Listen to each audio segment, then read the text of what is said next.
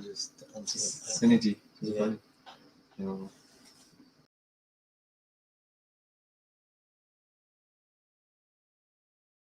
Eden Care UK is a friendly intervention service providing support to people who are terminally ill reaching end of life.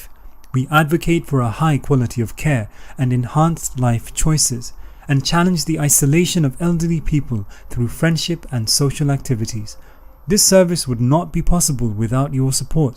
Please donate edencareuk.com or call 07957 199 328.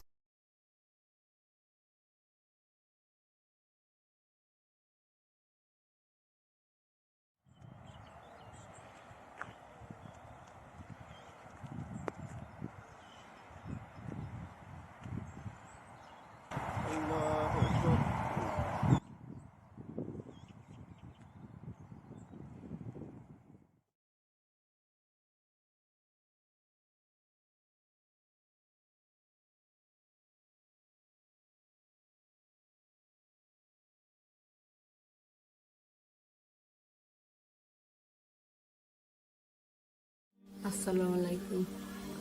ও আমার বোনজি, তাইনার আব্বা আম্মা নাই, আমারও তো ঠিক নাই বিয়া দিবার। আর তাই তোরারে দিবা নে, আমরা দোয়া করবো নি, তোরা সাহায্য করছো।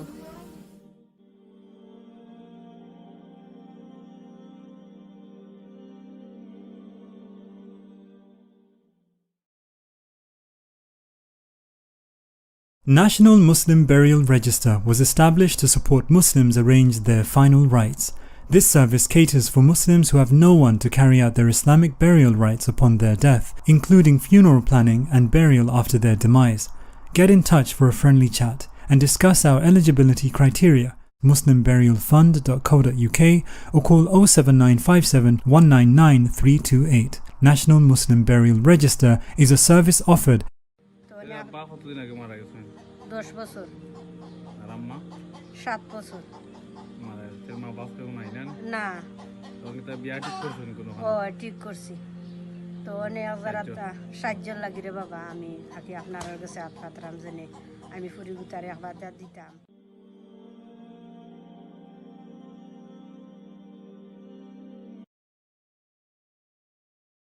আমি তোমার প্রিয় হতে চাই, আমি তোমার প্রিয় হতে চাই, আমি তোমার প্রিয়। আমার নাম জামিলা, আমি ক্লাস 7 পড়ি। আমার আব্বা আম্মা মারা গেছে। আব্বা মারা গেছেন 3 বছর আগে, আম্মা মারা গেছেন 2 বছর আগে।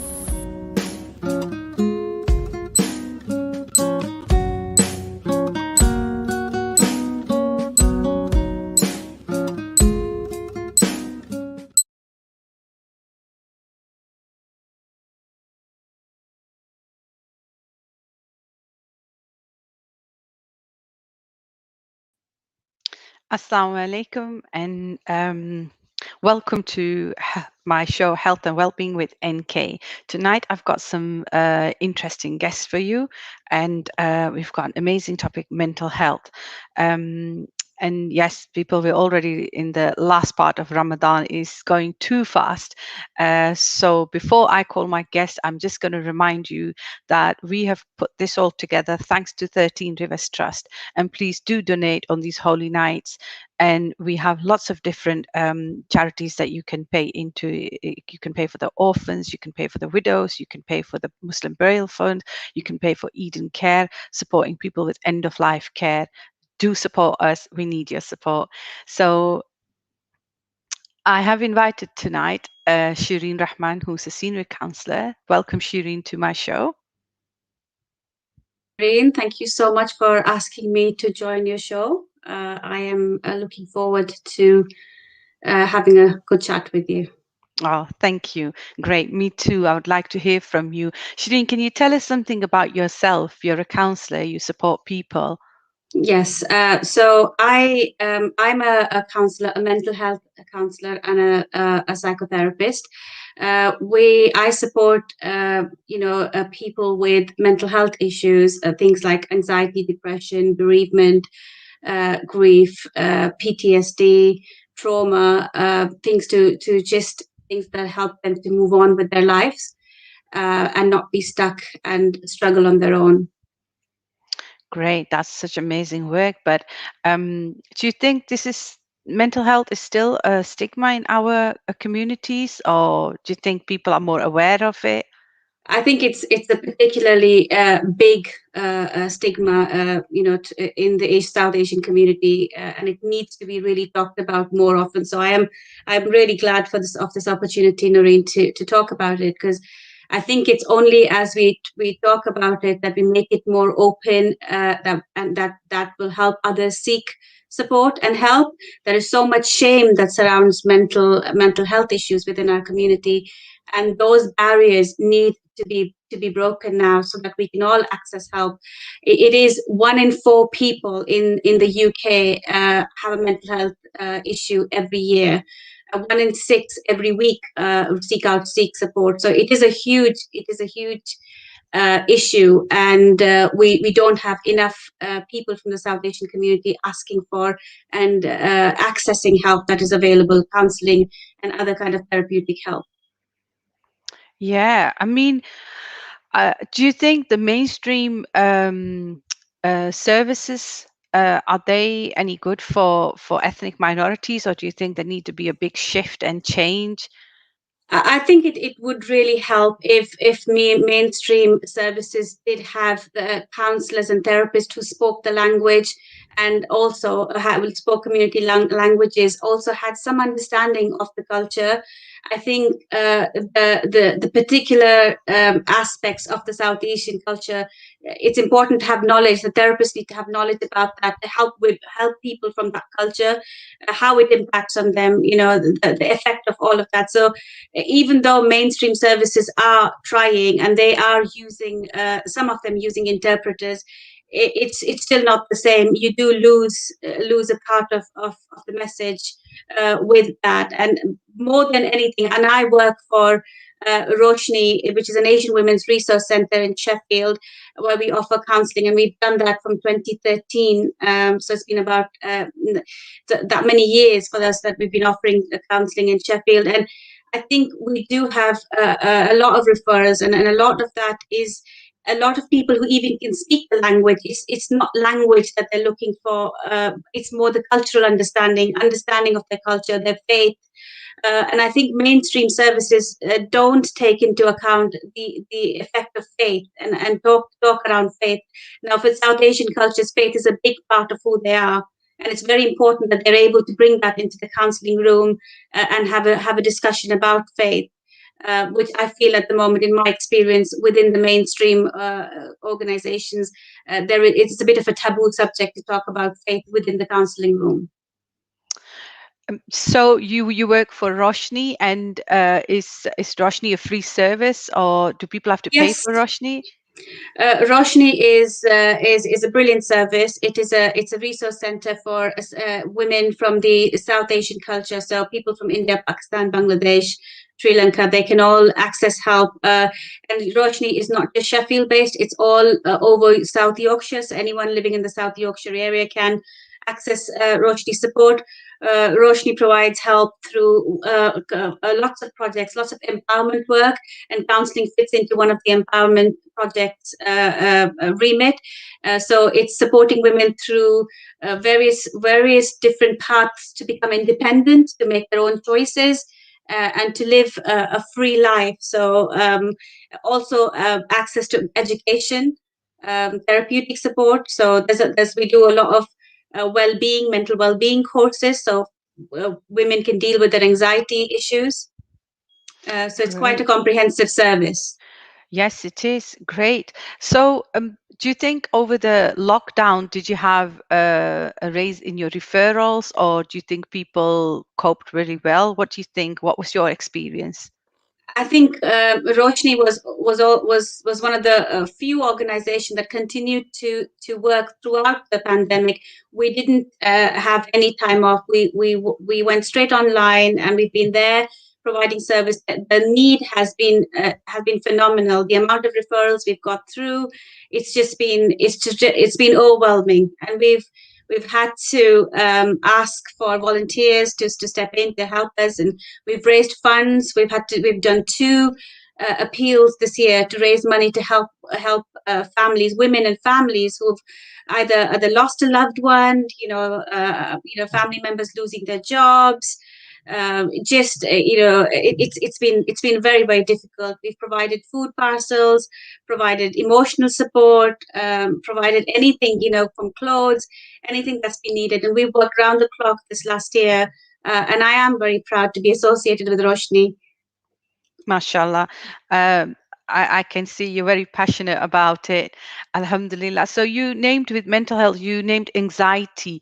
What other sort of mental health issues would you deal with if like within Sheffield or surrounding areas that you cover? Like, because I know that families sometimes would not want that help or support because of the stigma in the community, or sometimes if it's the daughter who's got a mental health issue, people don't want people to know that they've got a mental health, and it just it just gets from bad to worse. So how would you deal with that, or how have you dealt with any case like that? Yes, I mean we do have a lot of the counselling clients that we get across have been clients that we've been working with in a different project, and then the staff explain to them what counselling is about, and then they do come and access it. I think there's a lot of stigma surrounding it. There's a lot of shame. People do not understand what mental health is. It's to me it's as simple as when you have a broken arm, you go to the doctors to get some help. It's a similar thing with mental health. If there's an issue, you just need to go get help, and then you recover from it, and you can get on with your life. I mean, nobody ever says to someone who's broken an arm to just get a grip or just get on with it. There's always there's an understanding, there's compassion, there's support, and that's what people suffering from mental health need. They just need understanding, support, compassion, and help them. If we destigmatize it, at least people can access the help, because the help is there. There is help available, and people do get better with it. So we are seeing a lot of depression, people who are on medication, many years of being on antidepressant medication, and not really understanding what this depression is from, what is going on for them. So we've had some clients with that. We've had anxiety issues, people with complex trauma stuff that they've experienced, maybe coming to a new country, trying to fit in, struggling with that, identity issues, who are they, accessing mainstream services. So there's a multiple issues that we are working with at Roshni. That's amazing. And you said it's just mainly for women, or do you support families as well, or you signpost them? Yeah, we do. It's a service mainly for women from South Asian cultures, because we realize that there's a need for a service where women can come, they can feel safe, they can ask for help, and they are not worried about what they say. So it's a safe and confidential service that we provide for them. But we're saying that we also work with their families, and we do have projects for the children, of the mums who bring. So we do things in art and craft sessions for the children. We some of our sisters are isolated. They've left families behind, so we do things like Eid functions for them, social activities where they can come and meet other people, make connections.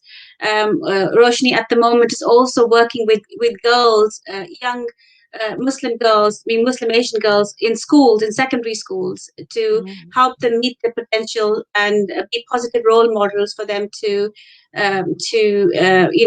go and do their best in schools. Mashallah. So my next question is, when it comes to mental health, we said that it was on the rise with the pandemic, but do you think, is it more one sort of mental health illness, like is it anxiety, or is it more depression, or is it loneliness, isolation? What would you say it is, or is it a bit of everything? It's a variety, Naureen. I think we've underestimated the value of social connections, and we felt that what Roshni provided was a center for connection for a lot of isolated women, a lot of women who were struggling with anxiety issues, with issues of depression, loneliness, and it's suddenly removing that away, because we've all been working remotely. had a profound effect on some of the women whose lifeline has been the service. So yes, we've seen throughout, it's on a variety of issues. We've seen referrals come through, and a lot of family breakdown referrals have been coming through. I think there's been a lot of stress on families. People are out of work, at home. Issues with there's been domestic abuse referrals coming through. So it has been very difficult for many people in different ways. Yes, I can imagine. So, and you have young girls projects, did you say? So young women, young girls, school girls, you said. So, what sort of training do you do? Is it is it multilingual? Do you have people with different languages, like, for example, Yes. Urdu, Punjabi, or Bengali? Yes, I mean, Roshni offers at the moment. It's one of the I think, I mean, as far as I'm aware, one of the only service in Sheffield that provides counselors that speak in Urdu, Punjabi, and Hindi. So we do offer counseling in all those languages as well as English. But even with the girls group, yes, at the moment it is in English, but we do have workers who are trained to work in Urdu, Punjabi, Bengali, and Hindi. Oh wow, mashallah, that's such great work. But with the community, do you find it difficult that sometimes people don't want to access the premises because of other people can see them coming into Roshni? Is that been an issue? Yes, that is an issue. I think because we're a community-based organization. Our offices are within the community. We are a frontline organization. So sometimes, yes, the people do struggle, but then they have the phone line that they can ring, and we do offer sessions online. So there is that level of safety, and we are very clear about confidentiality, and we take it very seriously, especially within the Asian community. There's so much of everybody wanting to know everybody's business. So we take that very seriously, and we do make sure that if there are any needs of clients, that they need to be seen in a specific way. I've actually gone out to meet clients in the city centre. Wow. Because they've not wanted to come to the service, and sometimes there's a worry. They've heard all sorts of rumors about Roshni, and that also stops them from accessing the help there. But I think once you come in and you see what's happening and the work, you go on the website, you see there's so much more that we do at Roshni, and there's so much help for women that is available. And I urge the Asian community to please come step up and access that help, because it's there for you. It's to make your life easier. Yeah, absolutely. And I think it's a subject that can't be highlighted enough, especially now with the pandemic, when young people can't go to universities, can't go to school, they can't go out, they can't go see their friends. So how have you managed over the pandemic to support people? We've offered our drop-in system service have continued. We've just moved on to online. So Mondays and Wednesdays we have a drop-in service at Roshni. Anyone who rings between 9:30 and 12:30, they will get a call back. And if we cannot help and support, we will signpost you. We will the value that ethos that we work from Roshni is that we will not ever leave anyone with no support. So if we can't help you, we will put you in touch with someone who can help you. And then we have appointments. The office is open Monday to Friday. We have appointments. We offer, and the counseling sessions are throughout the week. They're done online through WhatsApp video calls, through Zoom, through the phone line, whatever is acceptable. We are willing to work in any way that makes it easier for people to access us. That's brilliant. So my next question then is, if you have families who have young girls with, say, for example, a mental health, because it could be anything, it could be from as little as well, I can't call it little because it could be an health issue that maybe with medication could be supported or helped, or maybe through counseling. how do you convince the parents? Because sometimes parents probably think, no, they're absolutely fine, they're doing a great job with the young people or with the young daughter. How do you convince them that, you know, or have you had cases where you've actually made that change and the parents have come back and said like, wow, that was a That big was good. difference? I think Yes. it's for families and parents, you know, of to have conversations about mental health at home. That helps. That's a starting point, and then so then these young people can come across and speak to their parents for some support. But equally, there might be things that they are struggling with that they don't want to worry their parents about. So that's how when I talk to a parent, I'll say, come and speak to me first. I can explain to you what counseling is. And then, you know, ask questions, whatever you need to know. And then you can decide if this feels appropriate for your young person, if you feel that would be suitable for them. So I think it's more education. The more information is out there, the more understanding there is about what counseling happens, what actually happens in that counseling room. I think the more we open have those open conversations, I think it helps parents to develop trust that this is a service that is there to help young people. And there are things that young people are struggling with that they really want to protect their parents from. They don't want to stress their parents out. They just sometimes need someone who is an outsider who can help and understand what they're going through, and help them figure out where they need to go. I do urge any parent who is looking for support for their young person, please contact us, come to us, talk to us, ask us questions. And you know, there's nothing that happens that is not we can't. I mean, the sessions are obviously confidential, but anything that you want to know about counseling, how it works, what it involves, please do come and we will have an information session for them. Yes. So if you have activities as well, was this pre-pandemic or are you planning like after things have been opened up? Like, would you have sessions that you will deliver, or is it therapies that you deliver? Yes, I mean over the pandemic we've actually delivered 2 mental well-being sessions via Zoom, and women have been able to access these sessions. It's just little tips and techniques of how you keep yourself well. We all go through difficulties in life. I mean that is a given. Alhamdulillah, we are Muslims. We know we will be tested. You know, that is a given. In our life, we will all be tested at various different times, but it's seeking help. You know, allows us to seek help, and you know, you know, there's nobody who will be immune from wanting help. So we do have these tips and techniques and how people can keep themselves well. You know, we've talked about the 5 ways of well-being, how you've got to keep, you know, stay active, stay connected to people, keep learning, try and, you know, give some of your, either if it's your time, whatever you can. So we have all these techniques that we help with.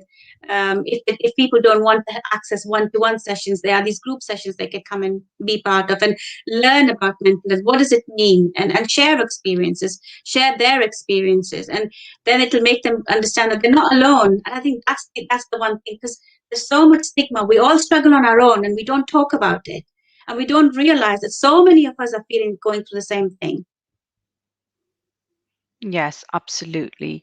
I think it's such amazing work that you do, and it's so rewarding as well. And I think it's so good when we can support others and we can see that change.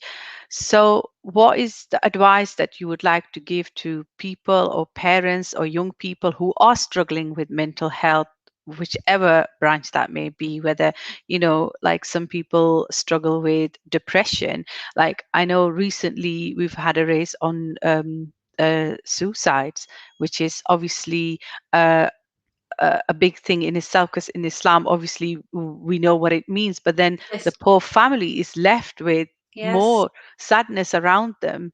And this is something, have you ever dealt with anything like that? I mean, I've dealt with people who are suicidal, and we've kind of worked with people who are suicidal, and it is when people are pushed to the very edge of their tolerance, you know, and I think we can help before it comes to that level if we open conversations and make seeking help a normal thing to do. when you're struggling with mental health. I think that will make it so much more easier for people to get help before they come to that stage when they feel like there's nothing more that they can do. So my request would be, I would urge people to have more conversations about them. So, you know, make people who are going through mental health feel like it's nothing like any other illness. It's just like another physical illness, you know. Have open conversation, and please seek help. There is help out there. There are services that can help you, and you know, that's not the end. There's so much help out there, whether you attend group sessions, whether you attend one-to-one services. There's all kinds of support. Please seek support, please help out, please reach out. And it's an immensely brave thing to do, to reach out for support. You know, but it's there. Yeah. So normally we ask people, are you all right? And people will be automatically saying, yes, I'm fine. But what would you advise? What is the question? Like, if you know that somebody's going through something, what would you say that definitely don't ask this question? Because people are going to say, yes, I'm fine, while they be like rubbish from inside. Yeah, and I think there's something about fine, isn't it? I mean, I mean, imagine if someone said to you, well, how are you today? And you said, well, not really, not so good. They wouldn't know what to do next. So I think that's another reason as well. Like, you know, when you ask people, you know, how are you doing? Don't expect them to say fine. And sometimes I'll ask people, well, what does fine mean? You know, what do you mean by fine? Is it like, you know, it's just like one of those okay days, or is it like I'm on top of the world days? What does fine mean? Because it's so subjective to different people. And so I think and it's sometimes it's not even about asking questions. It's just being alongside someone. So if you feel like someone's struggling, if you feel like they struggle to seek help, just be around them. Just pop over for a cup of tea. Just give them a ring. Have a chat about anything else, you know. Just let them feel like they're not on their own. You know, they have people who care for them, who are going to check in on them. Check in on your friends, people who are isolated, people who you think are struggling, who are not going to look out for them. Just check in on them. Just see how they're doing. Give them a ring. Ask them around. Go for a walk with them. And I think those are little things. They're not really big things. But reach out to them. Make them feel that they're not on their own. It doesn't cost anything. I think the worst thing we can do with people who are struggling is to isolate them and leave them alone. Reach out to them, you know, reach out to them. That's what I'd say. Thank you so much, Shireen. I think I've definitely learned a lot from you tonight about yourself, about Roshni, the work that you do. Well done. Keep on doing this amazing work, and do get in touch with us as well, because 13 Rivers Trust, we have a flagship, Eden Care, that we support families. And I will give you all the details. It'll be great working together. Thank you for coming on the show today. Thank you so much for having me, and I hope I wish you all the best. And I hope you know, a lot of success on these shows. I think we need to have these open discussions and conversations. Thank you so much. You're welcome. We will go for a short break now, and then we'll come back with some more guests.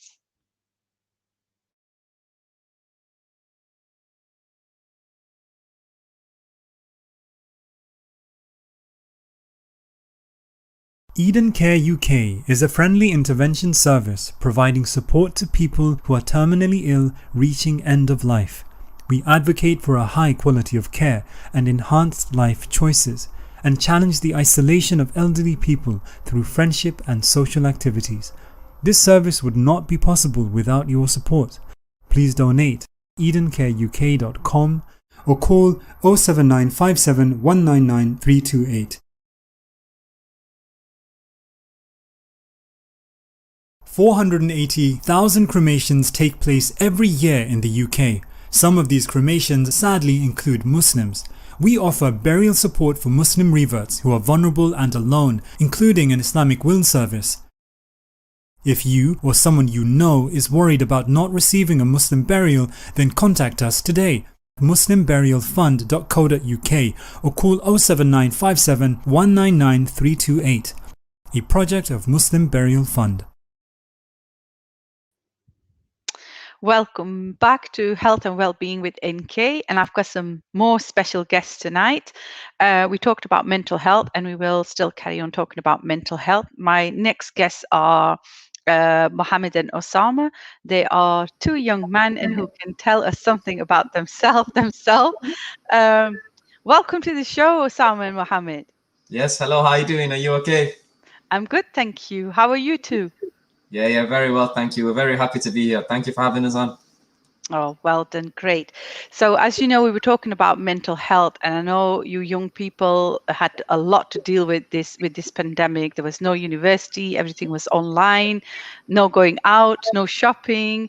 How did that impact you?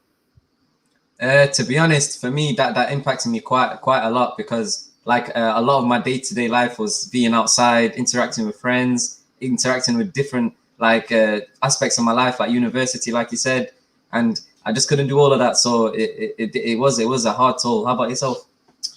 Yeah, for me, it did take a big toll because life as we knew it all changed. You know, everything was home based, like studying became home based, even gyms and things like that, they had to close, entertainment, cinema, restaurants, everything. Like we had to deal with it at home. So I feel like in terms of coping in the pandemic, I feel like, you know, the best way to respond to that is, you know, stay busy, do things that like make you happy, you know, keep yourself occupied. And, you know, since we're at home anyway, and we've got all this extra time that we couldn't really say we had the luxury of having before, you know, maybe learn some new skills, maybe, you know, plan ahead for the future, life after the pandemic, because you can't say that we're going to have this much free time afterwards. So I feel like the best way, you know, to cope with what we have right now is to make full use of it, and you know, a lot of time to focus on yourself that you can't really say you had before, because, you know, we were busy with university, maybe if you were working a job, you know, a lot of things take up your time, and not a lot of people can say they have this much time for themselves. So I feel like it was a very, very, it could have gone either way. You know, you could have seen it in a positive aspect and you know, treated it with positivity, and, you know, made sure that what came out of it was a good thing, or, you know, you could have treated it differently. But not everybody feels that way, Mohammed. I think both of you are students, and I think you probably kept yourself busy, as I can see. But have you, I mean, I know many young people who were actually quite depressed, and they were sad and quite suicidal about being home, not being able to go out. And have you experienced any of your university friends or people that you know, young people that have talked to you about it, how they felt? To be honest, me personally, I haven't quite seen anyone depressed or suicidal, like you said, but just the general mood and like the way people were feeling towards things definitely lowered in terms of how happy they were on a day-to-day basis. It wasn't as how it was before. And my response to that would be like, whenever I'd see any one of my friends that wasn't as happy, as like the way things were before, is everyone was doing different things in life, but right now it's like we're all, society as a whole is all in the same spot, you know, like it's not just them by themselves, everyone's feeling the same. So we should all get back to normal together, hopefully. But still, we've like, I myself been working through the pandemic, so I didn't really feel that. But you had people who were isolated, and I know that as university students, you had to work from home, you had to do your assignments, you work. How did you manage all that with the whole family at home? And it's not like normal, because normally you would go do your university work, meet up friends, but now it was like just you have to make do. So how do you think that went for both of you? Yeah, the university work, it definitely was a headache trying to get into my lectures in time, do my assignments in time while doing it all at home, like the place of comfort. It was like two opposites playing against each other. So I just had to lock my room, make sure there was no video games around, and just do it. Yeah, literally. So, Mohammed and Hamza, Osama, sorry, I got you on the show today because you guys have been doing some amazing work in the pandemic. You guys got yourself busy. Can you share it with everyone else, because that's amazing, and give some tips to other young people?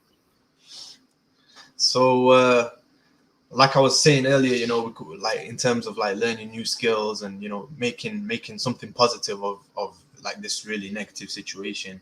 me and Oasmah, we created a small clothing brand to represent mental health in our own creative way. You know, me and Oasmah, we consider ourselves artists, and I feel like we've got a lot of creativity to express, and we did it through clothing. So we made a piece called the Anxiety Hoodie. Oasmah's actually rocking it right now. Great. As you can see, literally, it's very simple and very complicated at the same time. It's literally like mental health. You know, mental health is it can be perceived in different ways. You know, similar to art. So a lot of people can experience mental health, and you know, it can really bring them down, and like, you know, it can lead on to other things, like you mentioned suicide earlier. Like, I feel like it can have very negative impacts as well as it can also have very, very positive impacts. Like, I feel like everyone has experienced some level of mental health at some point in their life, whether it be anxiety, whether it be depression. You know, even if it's a very, very, you know, small level, it can stem from many things, like stress from university, maybe, you know, your day-to-day relationships, friendships, things like that, maybe your work, a lot of pressure.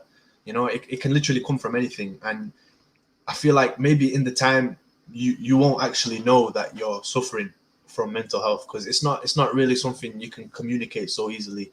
And a lot of people really like to you know, push it to the side when they're suffering, and not a lot of people can Yeah. you know, express it the way they want to. Sorry, Mohammed. I think we've got a caller.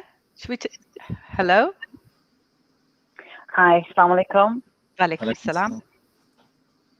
I just wanted to say, you know, Jazakallah khair for putting on these shows, and it's been really, it's been really insightful, and just listening to the young men speaking about mental health and the experiences. You know, it's really nice to see that young people championing that, and really wonderful to see that they've kept themselves busy. So yeah, I just wanted to say well done, keep it up, and do let us know where we can get the hoodies as well. I'll definitely be purchasing. Thank you so much. Thank you. We appreciate that a lot. Appreciate the support and the kind words that you said. You're welcome. Thank you very much. Thank you for the call. Anything you would like to say to the viewers? Yeah, just keep up the good work, to be honest. You know, the good work that you've been doing with Eden Care, and just in general. I think throughout Ramadan, even with these shows, I think it's so important to, you know, to hear from different people and to stay connected. Thank you. Yes, absolutely. Yes, thank you. Sounds good. Assalam. Walaikum salam. So that's but why on the chest? I was wondering why anxiety on the chest, like at the front. See, that's a good question, because we did this on purpose, because like anxiety, as he said, is we wanted it to be out there as it is. We don't want it to be hidden. You know, we want it to be in your face, like how anxiety is. We don't want it to be something that people hide behind, something that they're actually proud of, that they've overcome, because it's not just something that one person goes through. It's the majority of people will go through it. So that's why we put it nice and bold on the chest, nice and easy to see. And is that been welcomed by people? Have they liked it? Have you had reactions from other young people thinking that, yeah, we suffered and now we can talk about it? Yeah, alhamdulillah, the response to it has been very good and very positive, which we were very happy about as well, because it wasn't just to just get it out there. It was to spread a message, and we feel like we've succeeded in doing that. Mashallah, mashallah. I think that's such amazing work, and you're both students, and it's something that you've created over the pandemic, and is something to look forward to as well. That are you going to work more on mental health or supporting other people, or are you going to deliver something else? I feel like the brand is called Rakeem Banks, first of all, and like most clothing brands, we're treating it as like the clothing brand is the artist, because the pieces that we make, we consider them as art, right? So for this piece in particular, we've focused very heavily on mental health, and to raise awareness and to express ourselves creatively. Because like I said earlier, things like art, you perceive them differently. Like I might see it some way compared to how Oasmah might see it some way, and that's the same with mental health. That's the kind of vibe we went for, because mental health people experience it differently. So in terms of trying out new things, of course, our next couple of drops are focused heavily on other things. I feel like in terms of mental health, we've left our mark there. We showcased it a couple times on social media. We got a great reception. We sold out like maybe 3 or 4 times now. So I feel like we've done, in terms of this piece, we've done what we needed to do. But if you're asking, would we do another like mental health campaign type of thing in the future? Of course. I feel like it's a very, very good subject to raise awareness to. I feel like it's not been given enough attention, and all we need is people like maybe me and Oasmah who come across and shed light on these things. All we need is a couple more, so people can really understand, the levels that the world is dealing with in terms of people need to come forward. Absolutely. Thank you so much for coming on the show and sharing your views and your good work that you've done. Would you like to give some last messages to the viewers, to young people? Yeah, sure thing. One thing that me and Mohammed over here, we really want to put emphasis on is that if anyone who is watching this knows or is themselves going through any mental health issues, like I said, you're not alone at all. Like society right now is at an amazing place because we're all in the same boat together. Like we said with our clothing, you just need to open up about it and just let people know so they can help. Thank you. Mohammed, would you like to say anything? I just like to say a few words. I'd say if you are suffering mental health, or you're experiencing that, you might not really know at the time, but you might later realize that you actually are suffering. It's okay, it's normal, it's natural, it happens to everyone. It's never the end of the world. People tend to act negatively to things that they don't really understand, but just know it's not the end of the world. There's resources out there, and there's things that that are made to help people. And I feel like what we're doing right now, very similar to this, is just things like this can really spread the message across. There might be someone watching this right now who can relate to everything we've just said, and they might come forward. And I feel like even if there's just one person who does that, I feel like we've really accomplished our goal here today. Absolutely. Absolutely. Thank you so much for coming on the show and taking time out. It was a pleasure having you both. Thank you so much. We appreciate being here. Thank you so much. Enjoy the rest of your evening. You too. Have a good one. Bye-bye. Thank you. Bye. So we are 13 Rivers Trust, and we support lots of different projects, and please donate. And the whole purpose of giving out these information and tips is everything to serve the community, because that's what we're here for.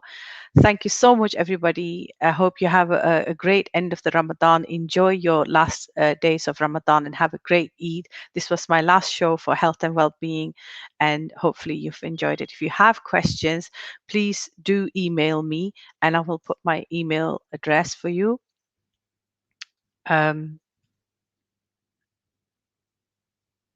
Yes.